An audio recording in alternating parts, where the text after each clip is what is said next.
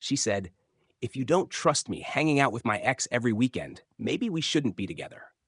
I just stared at her, my coffee growing cold in my hand, and said nothing at first. Then, almost automatically, I murmured, "You're right." Just like that, 3 years of history, all the late night talks, small arguments, and quiet mornings together boiled down to a single ultimatum. My name is Alex. I'm 31, and I had been living with Emily, 29, in our small San Francisco apartment for just over a year. Everything in our life seemed normal, or at least it had been. 6 months ago, her ex, Tyler, moved back into town. He was a charming guy, the kind that slipped into conversations like he'd never left. Suddenly, Emily's Saturdays were occupied by her book club. At least, that's what she called it. But the truth was far from innocent. Book club was just her and Tyler, catching up on old times, sharing stories that felt suspiciously private. I tried to dismiss my unease. "He's just a friend," she said, and I wanted to believe her. After all, their relationship had been a brief fling, a mere 2 months years ago. But the Fridays and Sundays followed the same pattern. Movie nights turned into brunches, brunches stretched into late dinners, and Tyler's personal dramas, his father's illness, work stress, suddenly required Emily's constant presence. I tried to be patient, tried to be the understanding boyfriend, the one who trusted her. But deep down, a quiet alarm kept ringing. 3 weeks ago, the tension snapped. I'd been offered a major promotion with a company in New York. 140K salary, full relocation package, a beautiful 2-bedroom apartment covered for a year. A dream job. But I had turned it down twice before because Emily couldn't imagine leaving San Francisco, couldn't imagine leaving her life behind, even temporarily. And that Saturday, as she was getting ready for book club again, I saw it clearly. Hair perfectly curled, a new dress she never wore on our date nights, a scent of perfume lingering in the air, an invisible invitation to Tyler, not me. "Sure you don't want to skip today? We could try that new sushi place," I suggested gently. She rolled her eyes, exasperated. "Alex, we've been over this. Tyler and I are friends. If you can't trust me, maybe we shouldn't be together." My stomach sank, but strangely, my mind cleared. "You're right," I said again. And just like that, I felt a weight lift. I knew it was the end. My heart ached, yes, but there was clarity too. The dream job, the city I'd been craving, the life I'd postponed for her, it was finally within reach. That afternoon, I packed in silence, each item into a box, feeling like a step toward freedom. My phone buzzed, messages from her flying in, pleading, angry, crying. "We can fix this. I'll stop seeing him." I didn't respond. I had accepted the New York position. I had made my choice. The life I had been putting on hold for someone who couldn't fully commit to me was finally mine to reclaim. And as I zipped up the last box, I realized something. The trust I had given freely had been misused, and now I was taking it back. Not in anger, but in quiet, deliberate reclamation of my own life. The week before my flight to New York felt surreal, almost like I was living someone else's life. Emily's messages kept coming, one after another. Apologies, pleas, excuses, but I had learned my lesson. 3 years of compromise, of putting someone else's comfort before my own ambitions, ended here. I stopped reading them halfway through, focusing instead on the apartment that would soon feel emptier than ever. The morning I left, Emily showed up with her mother, Karen, and her younger sister, Lily. It was like a scene from one of those dramatic movies I'd always scoffed at. "Alex, please just hear us out," Karen began, her voice both worried and commanding. Emily looked desperate, tears threatening to spill. "You can't just leave me like this. She choked. "I'll stop seeing Tyler. I promise." I held up my hand. "Emily, you just told me we shouldn't be together if I couldn't handle your friendship with him. I'm listening. I'm taking your advice." Her face twisted in disbelief, anger flashing before sinking into something resembling despair. Lily's words came next. "But what about the apartment? You can't just—" I shook my head gently. "Legally, she's been a guest, not a tenant. Everything is in my name. Please take your things." Silence fell, broken only by the rustle of moving boxes. Then Karen's eyes went wide as I pulled out my phone and showed screenshots from Tyler's gym group chat. The evidence was irrefutable. Tyler had a girlfriend, Olivia, living 2 hours away. Every weekend, Emily claimed to have family obligations or book club. Those were the times she was with Tyler, pretending to be something she wasn't. Emily's lips quivered. "That's Taken out of context, she said, her voice barely audible. I didn't argue. Context didn't matter. Truth did. By noon, I was halfway to the airport, the cityscape shrinking beneath me as the plane lifted into the clouds. The air was thick with the relief of leaving behind not just a relationship, but a life of subtle manipulation and half-truths. The texts kept coming, desperate, pleading. Emily begging me to call, to reconsider, to forgive. But my focus was on the life I had been deferring for too long. New York, my career, my independence. During that flight, I realized how quietly powerful a decision can be.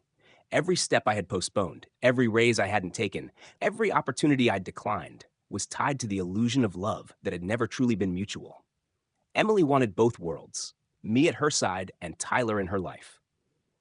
I wanted clarity, integrity, and the chance to build my own path. The plane hummed beneath me, the city I loved slipping away, but in its place, the horizon opened wide, promising freedom and a future I had finally claimed for myself. New York hit me like a wave, overwhelming but exhilarating.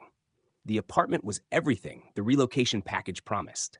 High ceilings, exposed brick, and a view of the East River that made every early morning feel cinematic. I unpacked boxes in silence, savoring the feeling of space that was mine alone. It was freedom, but also the quiet kind that allowed reflection and resentment to settle in. Almost immediately, the drama followed. Within hours of my Instagram post announcing my move, Emily's messages exploded again. "Alex, we need to talk. Please," she wrote. I ignored her. My phone buzzed incessantly, from texts to DMs, but I had made a choice. The past months had revealed patterns too toxic to ignore. Every weekend with Tyler, every excuse, every little lie had built an invisible cage around me. I wasn't stepping back into that. Then, the truth about Tyler's life fully unfolded. A friend from my old gym, Liam, reached out. "You need to see this," he said. Screenshots from Tyler's group chat confirmed everything. Weekends Emily claimed to be busy, spent with Tyler. His girlfriend, Olivia, was indeed out of town, but those weren't innocent visits. Emily had been living a lie, using book club as cover for what was effectively a secret relationship. I forwarded the screenshots to her with one word: interesting. My phone rang 17 times. I didn't answer. Over the next few days, Emily escalated. She showed up at my new apartment unannounced, demanding to talk. Security politely told her she couldn't enter. She waited outside for hours, pacing the sidewalk, making calls, sending frantic texts. She thought persistence could undo reality. I finally walked out during lunch, avoiding eye contact at first. She caught up, voice trembling. "I flew here. I came all this way. Please, one coffee. Just one." I hesitated, part of me wanting to hear her out. The other part, knowing what I'd see, was manipulation disguised as remorse. We sat at a small cafe. She looked disheveled, exhausted, the fight gone from her posture. I thought I could have both," she admitted. Her voice cracked, a mixture of guilt and desperation. "I thought you'd always be there." I looked at her, the weight of months and years between us. "I was there," I said softly, "but you chose patterns over honesty. You chose Tyler over our relationship. I'm here now, building my life." She tried to play her ace. "I'm pregnant." I laughed, not cruelly, but with incredulity. "You're not," I said, "and even if you were, honesty would matter more than manipulation." Her face crumbled. Walking back to the apartment, I felt the last threads of tension unravel. I was free, unburdened by lies, ready to immerse myself in a life I had deferred for too long. Emily's presence, even in her desperation, no longer held power over me. The city around me felt alive, full of opportunities I had almost missed, and for the first time in years, I felt excitement, not guilt, not doubt. Settling into New York was surreal. My apartment felt like a sanctuary, the city buzzing outside, while inside, everything was orderly and mine. Boxes were unpacked, the view of the East River glinting with the morning sun, a constant reminder of the life I'd finally chosen. Work started, and with it, the responsibilities and thrills of leading my new team. For the first time in years, I felt competent and alive, my potential no longer stalled by someone else's indecision. Yet, the past had a stubborn way of following me. Within days, news of Emily's lies began to surface in unexpected ways. Olivia, Tyler's girlfriend, reached out to me through Instagram. "I don't know you, but you need to see this," she wrote, sharing screenshots that confirmed the deception. Tyler had been playing a double game, and Emily had been complicit. It was both shocking and satisfying. I hadn't needed confirmation to know the truth, but seeing it in black and white, watching the pieces align, gave a strange sense of closure. Meanwhile, Emily didn't take her defeat gracefully. She tried to manipulate mutual friends, painting herself as the abandoned, desperate one. But the stories contradicted themselves, and slowly, the narrative turned. Friends I thought might be swayed laughed at the absurdity, realizing the reality had always been clear to anyone paying attention. And Tyler, well, his reputation in our circles started to unravel too. I heard whispers from colleagues, amused by the so-called book club scandal, and even in the elevator, he earned the nickname I couldn't help but smirk at, Book Club. Life, for the first time, felt balanced. I threw myself into work, meetings, presentations, and the sheer excitement of professional growth. Raises, promotions, opportunities, I embraced them all without guilt or hesitation. The city seemed to hum with possibility, and I was finally part of its rhythm. Emily's texts still came, occasional desperate pleas, but I ignored them. I had learned a crucial lesson. Boundaries were not optional, and my life was no longer up for negotiation. The surreal part? The drama continued unfolding without me needing to lift a finger. Emily's attempts to reconcile failed spectacularly. Her lies exposed, her manipulations transparent, she spiraled into her own consequences. Even the tax scheme she had been running to avoid city obligations came to light, and she had to move back home. Watching this from afar, I felt no schadenfreude, just quiet affirmation that truth and integrity eventually prevailed. Meanwhile, I thrived. My career blossomed, and life, for the first time in years, felt entirely mine. Months passed, and New York began to feel like home. The apartment, once a temporary sanctuary, now pulsed with life and comfort. I had fully immersed myself in work, leading projects with a confidence I hadn't known I possessed. Raises came, recognition followed, and the team I nurtured became more than colleagues. They were a support system, a part of the life I had chosen for myself. For the first time, my ambitions and personal life were in harmony. Emily tried one last attempt at intrusion. She flew to New York, showing up at my office building, hoping to confront me face to face. Security, thankfully, did its job. She waited for hours, pacing the sidewalk, a desperate figure outside the glass doors. When I finally stepped out during lunch, she ran toward me, pleading, "Alex, we need to talk." I paused, seeing the exhaustion and despair on her face, and for a moment, part of me felt pity, but not enough to forgive or return. "Emily," I said gently, "we already talked. You chose your patterns over honesty, and I chose myself." She tried to play the ultimate card. "I'm pregnant." I laughed, incredulous, and explained calmly, "You're not. And even if you were, manipulation can't substitute honesty. Our relationship ended the moment you told me we shouldn't be together if I couldn't trust you." Her face fell, the weight of her own choices finally sinking in. That night, she flew back, sending one last message.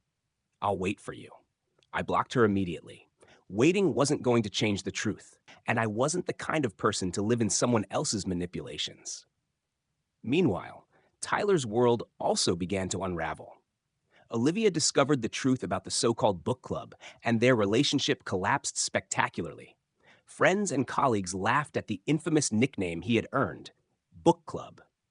Emily faced her own consequences, including the fallout from her tax scheme and having to move back home with her parents. It was a cascade of accountability, a reminder that deception always carries a price. As for me, life had finally aligned with my choices. I met someone new, someone genuine, who respected me and shared in my excitement for life.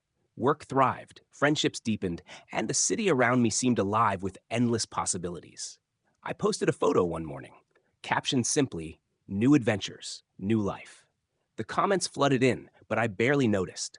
I had learned the most valuable lesson of all: respect yourself, stand by your truth, and don't let anyone else's dishonesty dictate your path. London, New York, or anywhere else. The world was open, and I was finally free to live it on my terms.